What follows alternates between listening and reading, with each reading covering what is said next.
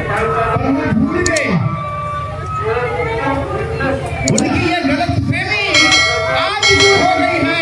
जब ये पूरा पंडाल मैं देख रहा हूँ, मैं आ रहा था, मैं देख रहा हूँ, आ रहा था। आज इस गंदगी मैदान में जितने भी पंडाल हैं, उन पंडालों से सबसे बड़ी संख्या यहाँ है, यहाँ है। और विधायक जी ने कहा भी ये शुरुआत है, ये अब शुरुआत है। इस शुरुआत से भरना गांधी मैदान है, गांधी मैदान भरना उनको। इस देश के कोने कोने से बौद्ध समाज जा गया। देश विदेशों में बौद्ध समाज आतुर हो गया है कि पहली बार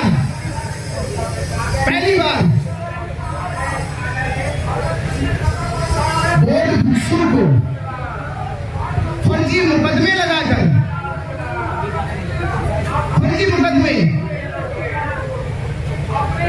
और मुकदमा भी कौन सा? 307 था, 307 हत्या का प्रयास, जिसे ना तो मैं जानता हूं और जिसने लगाया वो भी शायद मुझे न जानता। दोनों ही नहीं जानते एक दूसरे को, और प्रशासन ने 307 लगाई। इसका सीधा सीधा क्या मतलब है? सीधा सीधा मतलब था कि पुलिस ने रात के 1:30 बजे मुझे अरेस्ट किया, 1:30 बजे अरेस्ट किया। 14 तारीख कोर्ट में पेश किया, और 15 तारीख को, 21 तारीख को अगले दिन ही, सपने में भी नहीं सोचा कि आपके जेल जाने के बाद ये साजिश रची जा रही है। बचा रहे हैं, वो भी खतरे में है।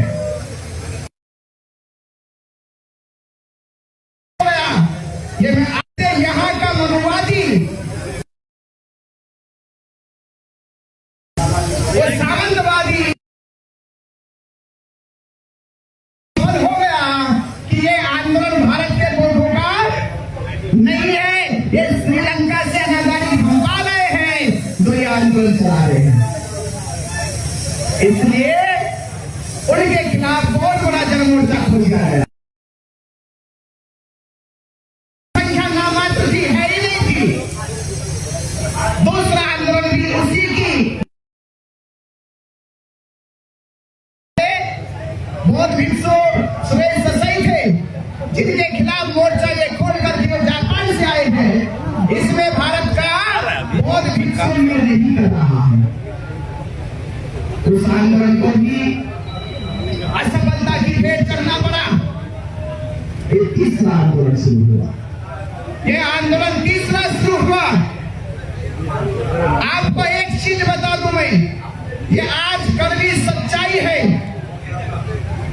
ये बिहार के लोग भी जानते हैं, महाराष्ट्र से आए हमारे पत्रकार बंधु भी जानते हैं, यूपी के लोग भी जानते हैं, देश के हर एक राज्य का व्यक्ति जानता है। इस देश का सामंतवादी व्यक्ति अगर किसी से घबराता है, वो अम्बेडकरवादियों के आंदोलन से कांपता है। इसे डर लगता अम्बेडकरवादियों के आंदोलन से। इसलिए जब यहाँ लामा आया, उन्हें कहा घबराने की कोई जरूरत नहीं है। जब लामा आया, बोला ये लामा कुछ नहीं करेगा, इससे मत घबराओ। वो नहीं घबराए। उसका कारण यही है कि ये अम्बेडकरवादी नहीं है, इसको नहीं पता आंदोलन का आज क्या होता है। आंदोलन की ताकत अम्बेडकर के साथ है, और जब तक अम्बेडकरवादी नहीं आएंगे तब तक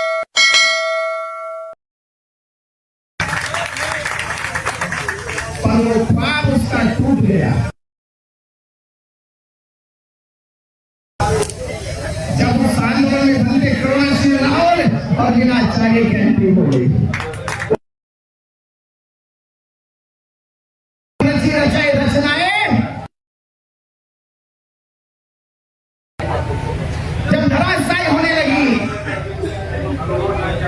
क्योंकि आपने देखा जब पहली बार आंदोलन उठाया गया था महाबोधि महाविहार के सामने से, संख्या के साथ वोट लगाएंगे, तो लामा ने मुझसे कहा भंते जी कॉन्फ्रेंस कीजिए जल्दी जल्दी, संख्या बढ़ानी है। ये 10-12 बहुत भिक्षु बैठे हैं, और 10-12 भिक्षु भी नहीं, उनको चीवर देकर बैठाया गया, 100-200 रुपए देकर बैठाया गया, यानी आंदोलन नहीं चल रहा था, लोगों की भावनाओं के साथ खिलवाड़ हो रहा था। मैं चला गया उसी रात फिर इसने रात को आके आंदोलन उठा दिया, उसी रात उठा दिया गया, और आकाश लामा नहीं गया, बंदे प्रज्ञाशील नहीं पहुंचे वहां पर, आंदोलन खत्म हो गया वहां। रात को 1:30-2 बजे में फोन आया कि बंदे जी पुलिस आई और सबको ये कहकर कि आप सबकी तबीयत खराब है, हमें हॉस्पिटल में जाके डिटेन कर दिया। ये खबर फैली, हम पहुंचे थे बनारस तक, हमने गाड़ी रोकी, हम तुरंत वापिस हुए। आप देखिए उतनी समस्या उस दिन हमारे ऊपर भी गुजरी, रात को हमारी गाड़ी का टायर फट गया, गाड़ी में रात को टायर कैसे चेंज करें, सुबह तक इंतजार किया, जल्दी टायर चेंज किया, उसमें भंते जी का फोन आ गया मुझे कि कहाँ हो, मैं बोला भंते जी मैं तो निकल गया था, बस वापिस आ रहा हूँ। आप पहुंच चुके थे, पहुंच गया, और वहां पहुंचे, हमने फिर जाकर उस आंदोलन को शुरू किया, फिर बड़ी संख्या में बैठे, लोगों से अपील करी। अब असली और नकली लोगों के बीच में आंदोलन शुरू हुआ, नकली लोग भी बैठ गए, और दोरमुहान पर आंदोलन फिर से चालू कर दिया गया, और संख्या बढ़ने लगी। भंते जी ने मोर्चा संभाल लिया, व्यवस्था को मजबूत करने लगे, टेंट बल्ली रखने लगे, झंडा फहराने लगे, इतनी व्यवस्था मजबूत हो गई। देखते देखते वहां हजारों की संख्या में रोज लोग आने लगे, हजारों की में, और देश भर में बड़े बड़े कार्यक्रम होने लगे, देश भर में। अब नकली लोगों को ये आंदोलन की शक्ति, आंदोलन की ताकत हजम नहीं हो रही थी। षड्यंत्र बचा जाए, कुछ तो किया जाए, इसका ये सबूत है, सरकार ने मेरे पे फर्जी मुकदमे करे, हो सकता है कि सरकार के लोग महंत की मलाई खाते होंगे, महंत का पैसा खाते होंगे, महंत उनको पैसे देता होगा, पर मुझे ये बताओ, लामा कंपनी ने मेरे पे मुकदमे किए, भंते जी पे मुकदमे किए, उनकी हमसे कौन सी जाति दुश्मनी थी, ये बात हजम नहीं हुई मुझे।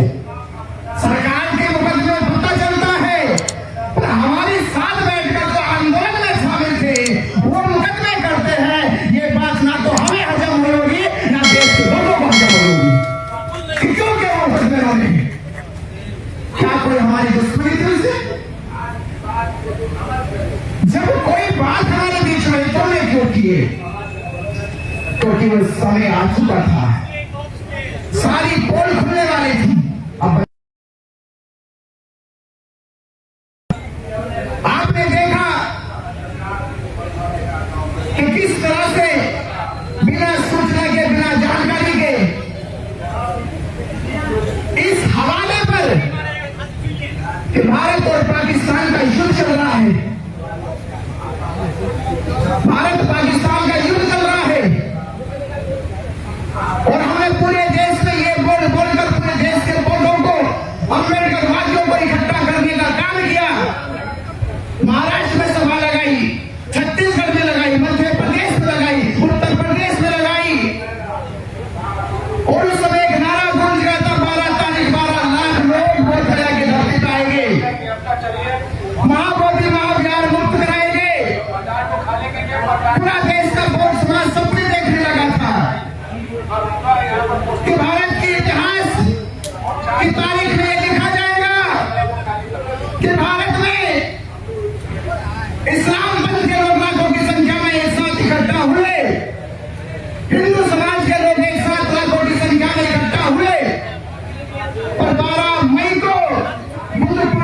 दिन बोध गया की धरती से ये इतिहास लिखा जाएगा कि पहली बार भारत में बौद्धों की एक साथ संख्या 12 लाख बोध गया में इकट्ठा हुई।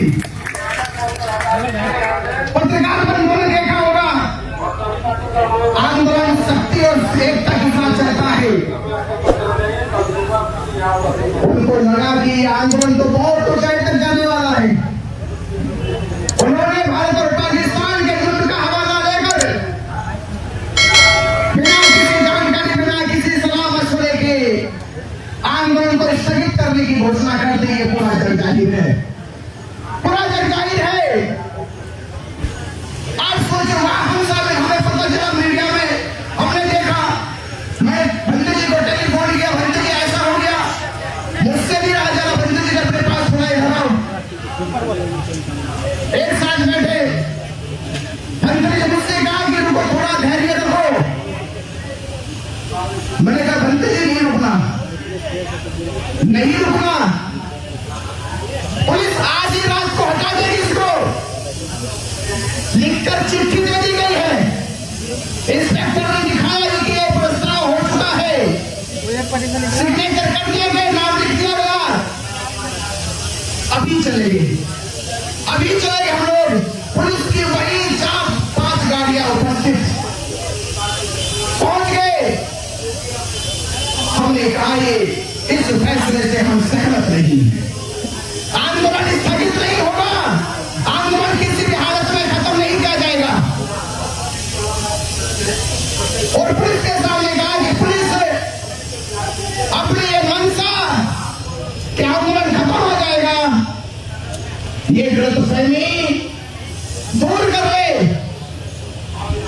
आप जो चाहे मुकदमे लगाए, जैसे चाहे जुल्म करे, ये जो ट्रेंड है, ये जो लोगों की भावना का जो आंदोलन है, धरना प्रदर्शन है, ये ऐसे ही खत्म हो नहीं जाएगा।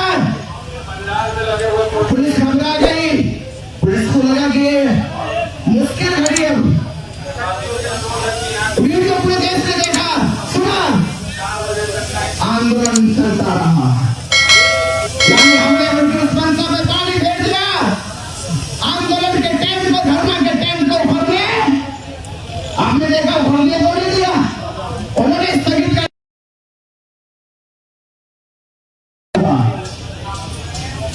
अब हमें समझ में आ गया, लेकिन उन्होंने क्या कहा, हमने अगर गुंडागर्दी भी की तो पुलिस के साथ कि ये आंदोलन का टेंट नहीं उभरेगा।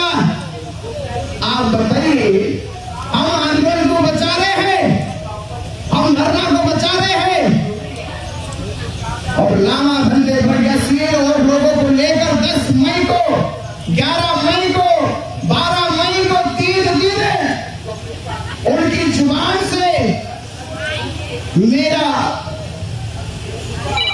चरित्र के ऊपर उंगली उठाना, जाने क्या कर नाम देकर मीडिया में लगातार 3 दिन बोलते रहे, 3 दिन बोलते रहे। 3 दिन बोलना, आप समझ रहे हो। वहां पीटी एक्ट रद्द करो, गायब। महाबोधि महाविहार मुक्त करो, गायब। बौद्धों की अस्मिता को बचाओ, गायब।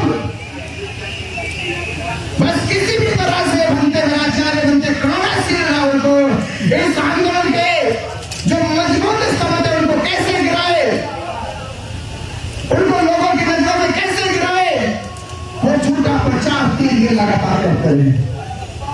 आप सोचे हमारे अंदर की जज्बातों को, हिम्मत को, हम ये सब सुनकर भी इसलिए शांत थे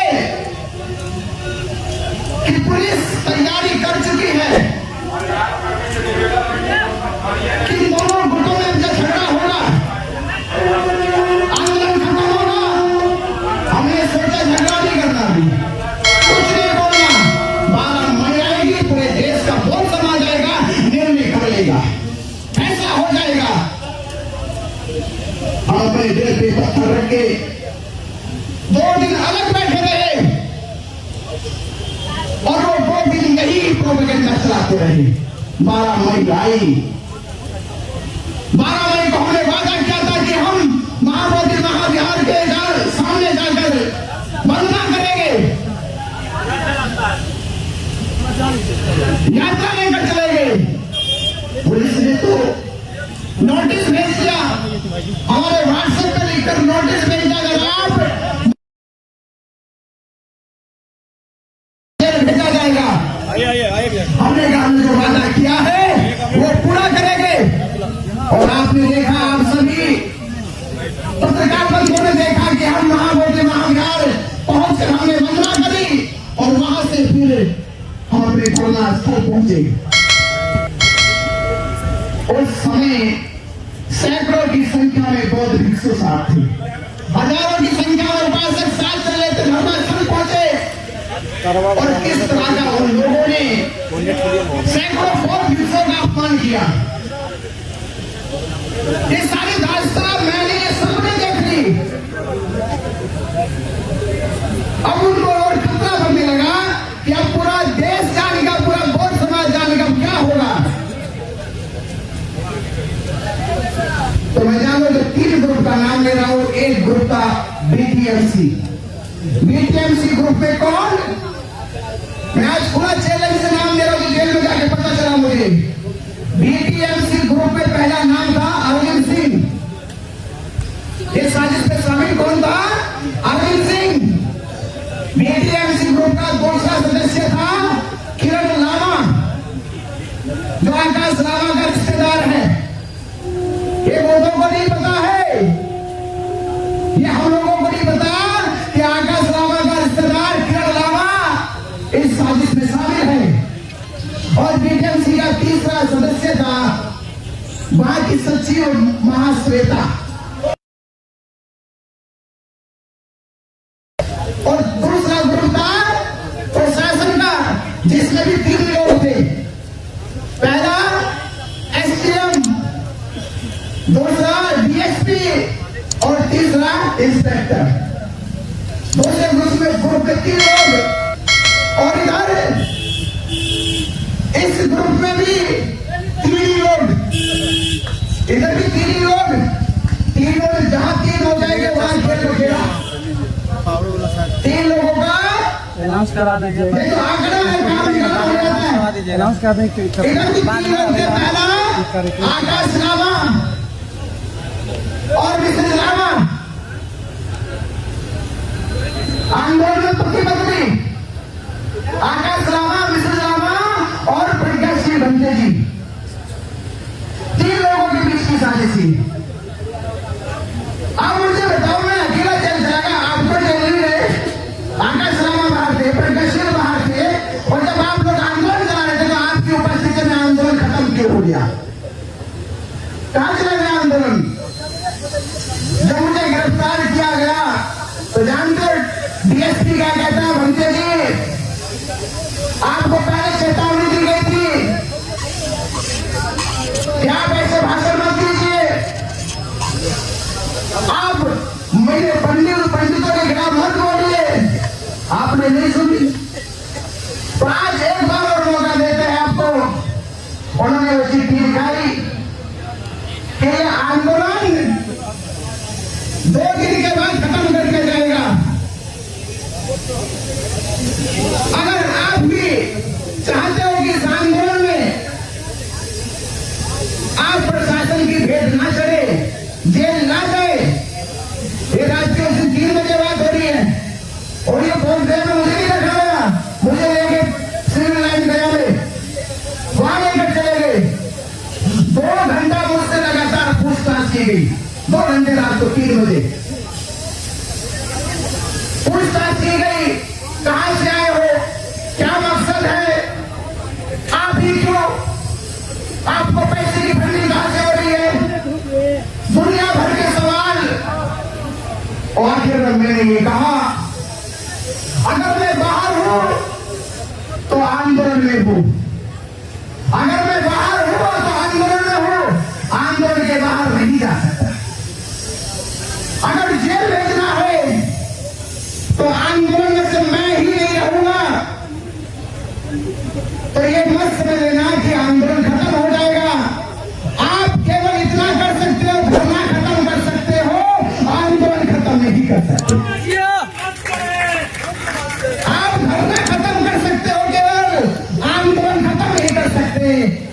डीएसपी हंसने लगा,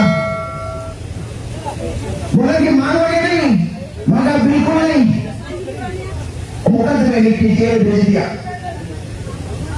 मैं भी छोड़ जा सकता था अगर मैं उनकी शर्त मान लेता। जेल में जाके खबर मिली कि 15 तारीख को 10:30 बजे, ये रिकॉर्डेड बात बता रहा हूं, बिल्कुल रिकॉर्डेड, 10:30 बजे सुमित पाल, आकाश लामा, भंजर प्रज्ञाशील, एक आदमी और उनके साथ 4 लोग 10:30 बजे डीएम कार्यालय पहुंचे 15 तारीख को, और पूरा का पूरा आंदोलन खत्म करने का चिट्ठी प्रस्ताव पे साइन कर दिया है। 15 तारीख की रात को 12 बजे पुलिस अपने धरना उठाने का काम शुरू करने लगी। हाँ तो बात कर जिस उपासिका का नाम मैं ले रहा हूं, उसने बंदे प्रज्ञाशील को टेलीफोन किया रात के 12 बजे, आकाश लामा को टेलीफोन किया, दोनों लोगों ने फोन नहीं उठाया। 12 बजे टेलीफोन नहीं उठाया, वो महिला घबराई रही, रो रही थी। हमारे बीच में एक साथी बैठे, उन्होंने कहा कि भंजरी कर मुझे फोन किया, मैंने उनकी बात सुनी। वो महिला रोते रोते इनको अपनी बात बताई होगी, पर टेलीफोन बंदे प्रज्ञाशील आकाश लामा ने नहीं उठाया। उस रात धरना स्थल खत्म हो गया। पर मैंने जो प्रशासन से कहा था धरना खत्म कर सकते हो पर आंदोलन खत्म नहीं कर सकते, आज हमने ये भी दिखा दिया, धरना खत्म हुआ है, आंदोलन खत्म नहीं हुआ। वो अपनी ताकत के साथ और 10 गुना ताकत के साथ अब देश भर में जन आंदोलन बन गए। बिहार सरकार के सामने अपनी ताकत दिखाएगा और बिहार सरकार से मैं आपसे बस यही गुजारिश कर रहा हूँ।